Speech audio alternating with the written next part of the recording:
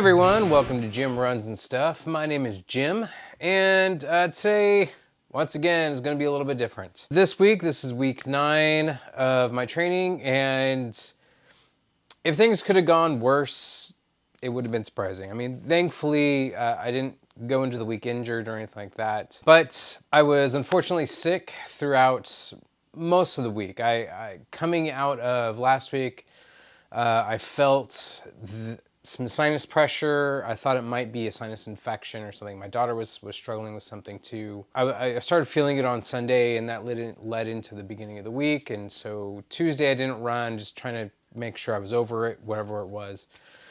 And then I did go out for a run on Wednesday. I decided just to take it easy as an easy run, a nice 5-mile easy run. I did it at night. It was kind of a no biggie kind of thing, just to see how I was feeling. The run went well. I felt great. Nothing really to talk about. Thursday was cross training. I did the same as I've been doing, where I'm doing my weight plus my glute plus my yoga exercises. This time for the weighted exercises, I doubled the weight. So it felt good. I was really sore afterwards, but I'm feeling a lot stronger, muscularly wise. But then Friday came and I started to feel kind of that sinus pressure coming back. Felt a little bit different. And then Saturday came and right away I woke up and I was feeling sick. I was just not feeling good. And that progressed throughout the weekend. I kept hoping I was going to start to feel better so I could go out and do the runs, and I kept looking up things of like, is it okay to run when you have a cold? And everything said, yeah, it's kind of fine, but you know, it'd be better to just rest. And so I did that. I just rested, recouped. Yeah, so that was week 9, really anticlimactic. But you know, we got to have content. So this week, I figured we'd talk about gear. If you look in the full description of the videos, I try to list what gear I'm using that week. But I figured this would be a nice time to talk about it. I had a gear video in mind for the coming weeks. Kind of starting from the top and working our way down. We're going to start with hats. So when I started out this plan, I was using this Under Armour hat and this Atreyu running hat. This came free with the shoes I ordered with them. Never liked either of these hats. They never fit well. I initially thought that it might have been my long hair that I had at the time, but ever since I got my hair cut, that hasn't helped. A few weeks back, I went and got this one from REI. It's nothing fancy. I think it was like 15 bucks. I really like the adjustment mechanism on the back, way better than these. Both of these use a Velcro, and I'm always getting it stuck on the like towel seat cover I use in my car. It's really just awkward. This is awesome. I love this hat. This is great. When I go out at nights, I'll usually wear this bandana. This is one I got from Path Projects when I ordered my shorts, which we'll talk about later. This is a really great bandana. It's pretty big, as you can kind of see. Woo. Show the actual good side. And it's like a jersey knit material, so kind of like a t-shirt. It's really soft. Yeah, I love this thing. I'm going to start wearing it on my long runs, like around my wrist. I see a lot of trail runners doing that to kind of like mop sweat and stuff. Next up is sunglasses. Pretty much they're all Gooders. I have like 3 pairs of them. Black ones are the ones I usually wear. I'm not sure where those went.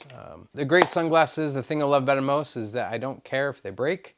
I lost one pair many years ago. I think I've broken another pair. They're like 20 bucks, so you know, if they break, big whoop. Moving down, we got shirts. I don't really have any like big brands for shirt wear. A lot of times, as you'll see, I'm wearing like a race shirt. This is one from the Redlands Half Marathon that I did a couple years back. I'll also wear one from the Riverside Mission and 5K that my daughter and I ran last year. I'll specifically wear like at night or like really bright sunny days. Gotta be safe. But then I have this black one, which you see me wear a lot. This is a Walmart brand, Russell. Nothing fancy about it. It's just a nice, thin, technical fabric shirt. It's comfortable. It's really, I think it's like one of the first technical fabric shirts I bought, and it's by far my favorite. I also have some like tank tops that I'll wear on occasion. I've worn them a couple times with my running vests, and I won't do that again because they rub weird. And that actually brings us to running vests. So the first one I started out with that I still wear on occasion is the Salomon Active Active Skin, this is the 8, Active Skin 8, so 8-liter bag. I still have it packed with some of my like first aid kit. This ends up being where like I store my Sawyer squeeze when I'm not using it. A couple other little things. This is really my really long run kind of vest that I'll be using, especially this coming weekend. I have a really big run coming up. It's just a few more liters than my other one, and that's really is going to come in handy with, I'm going to try like putting a bladder in it, and but that brings us to the next one. This is the Salomon Advanced Skin 5. This is really great. I love this vest, as do a lot of ultra runners out there, for a good reason. The material is really soft. It's very lightweight. The Active Skin is just, it's a little bit heavier. It's a little bit rougher. Definitely more of like an active, going into a hike kind of situation. But this is really thin. The mesh is great. It's held up so far really well with all the abuse I've put it through. It's got a whole lot of like tie downs and hooks. And I mean, the thing that really sets these vests apart from a lot of the other big ones, like Nathan and whatnot, is the elastic cord that they use. Makes it really easy to take on and off. You just grab that, find the loop, bottom loop, and then you're good to go. It doesn't feel like you're wearing something really heavy on you. A lot of the other vests that I've tried, because they have a different kind of mechanism for that, feels like you're wearing something on top of you, and it doesn't move with you as this does. Yeah, I kind of wish I would have gone for the 12. I think if I would have just gone for the 12-liter of this, I think it was like 20 bucks more at the time. I probably could have gotten rid of my 8-liter. I'm just finding it now as I'm getting into longer distances. I'm wanting to put more stuff in the bag, and it's getting more awkward to do that. Carrying on along that, there are a lot of runs I do that it doesn't make sense to bring the vests. So I'll use this flip belt. I bought this a few years back before my marathon. It's great. I can fit my phone in here. I can fit my camera. Came originally with 2 of these. One of them was broken right away. But this is great. This is like just enough for me for doing like a 5-mile run around the house. There are a few other like cheaper ones that as soon as I bought this, I stopped wearing those because those were never comfortable. All right, we're gonna try that again. Hopefully the camera doesn't die this time. Going back to shorts. This is probably the section that I've purchased the most and got rid of the most. I started out using just like the general gym shorts, and that didn't last too long. So I started picking up actual running shorts. This is a brand called Zoot. They're kind of more of a triathlon brand now from what I've seen. This is the 7-inch inseam, if I remember right. It has a liner included in a back pocket. This is great for like running gel trash or whatever. It's a very similar pair. These are from Brooks. Again, also a liner, a nice little pocket. For the most part, these are used for my weekday runs now, so along the roads.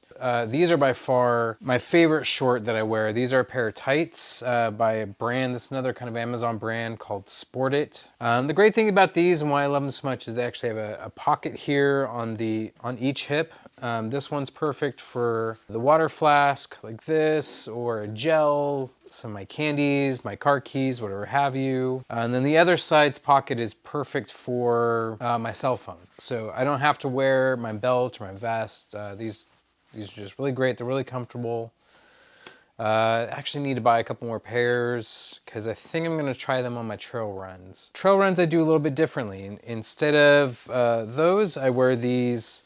This is Path Projects shorts. I think these are the AK shorts, the 5-inch inseam. Although I think they really feel more like a 4-inch. They're really, really short. My wife made fun of them when I first wore them. These do not include a liner, so I wear them with some like Hanes, liners, undies. The big thing for these is they actually have 3 pockets on the back. These 2 smaller ones, and then this one large one in the back. And the whole reason I got these was so that I could put my phone back there on runs, and I wouldn't have to bring one of my belts or my vests.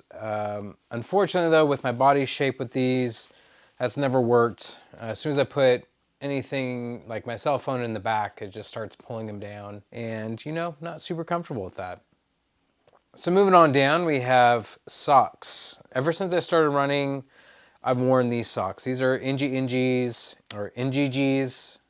NGGs, lightweight toe socks. These are the ankle length. I have some of the crew length I wear from time to time, but I mostly gravitate to the ankle length socks. I read an article back when I first started running about how to avoid blisters, and somebody said wear these socks, and I can attest that every time I've gotten a blister while running has been when I've not worn these socks. Yeah, those are my go-tos. I wear them for every run. For my trail runs, I use their like heavyweight. These are like their hiking socks. You think about due to replace them. They're all my kind of trail run socks or even my road socks are all showing considerable wear. It's time. That gets us on to, I think, what are the most critical things with running.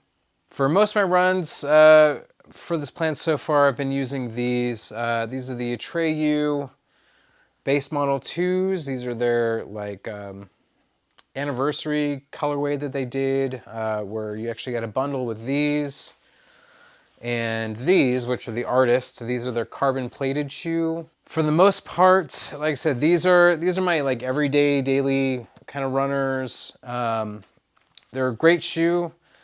I wish they had an outsole.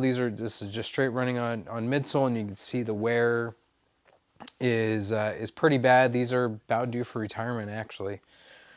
Really comfortable shoe. The artists, which I thought I would really love, and I didn't think I was going to like the base models very much. I've instead found I love these shoes and don't really care for these that much. It's nothing particularly wrong with them. They're just wasn't kind of what I was expecting. They've held up really well, which is great. They're starting to see a little bit of wear here as I get around the 200-mile mark on them.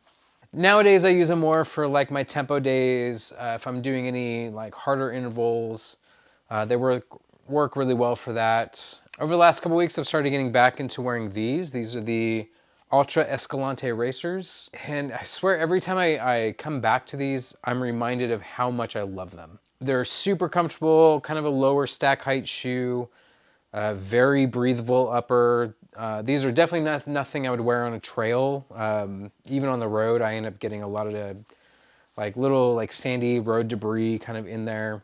The biggest complaint I have with this is similar to what a lot of people have as far as a complaint, is that the outsole is really thin and it wears away really quick. I think less than 100 miles in these, or a little over 100 miles in these, and the outsole tread wear is like almost gone. All right, moving on to trail shoes. I've started my first pair of trail shoes, and the ones I've worn for most of this plan have been the Lone Peak 6s. I've never loved them. As I've talked about before, I screwed up when I went to try them on. I wore just some of my regular, socks that I wear, and they felt good in the store. I think like a couple days later, I went to go for a run and wore my foot was just like sliding around inside the shoe. And I did a lot of different like lacing patterns, trying to figure out what it was, if there was a way to get them to feel good, and just never really found it. I've gotten pretty close. Had another like insole in there at one point, and that helped a lot, although I felt a little bit more wobbly. And so a couple weeks ago, like I said in that week's video, I went to REI and I tried out some other shoes. I had the Mont Blancs, so I took those back after some really nasty blisters, and I got these. These are the Ultra Temp 4s. So far, I've really loved these. I haven't got a whole lot of miles on them yet, so I'm not gonna do a big review, but so far, so good. Really comfortable. Actually get some nice road feel, which is something I've not felt with the Lone Peaks. I think that has to do with the rock plate. These feel really like, it feels like when you're stepping down on a plate, whereas these feel more like a shoe, like you actually feel the road. I know a lot of people don't like that. I do. I've been a kind of minimal footwear user for a long time. Last but not least is my running watch. For this, I have the Amazfit GTR 4. I used to use a Garmin 235, and that was a good watch, but as I've gotten into more longer distances, it's not quite everything I wanted in a watch. This was really inexpensive, and I felt it was a good test of the brand to see if it was worth investing in. and see how it was going to do on the long term. And so far it's been great. Battery life has been phenomenal. You don't have some of the newer stuff you're going to see in like a Garmin Epic or anything like that, where you get full GPS mapping and turn-by-turn kind of stuff. You know, but really it's been sufficient for everything I've needed. I've been able to load my maps onto it and I can see where I'm at. I used it for when I did the Holcomb Valley race. I loaded the map onto that, and it was constantly reminding me of whenever I deviated from the trail, comically even like by a few feet. This is a different band that came with it. I didn't like the original silicone band. I don't know, I think my skin has some reaction to silicone. But this is a like just a cheapo Amazon kind of nylon one that allows me to like put it on really quickly. And then especially as I'm doing my longer runs, if I need to, like if my body's swelling up and I need to loosen it or I need to tighten it for whatever reason, I can do that really quickly and not have to take the whole thing off. But that's all I have for this week. That's all the gear I pretty much use. But if you have any questions, comments on the stuff that I've used, if you have any recommendations, please go ahead and post them down below.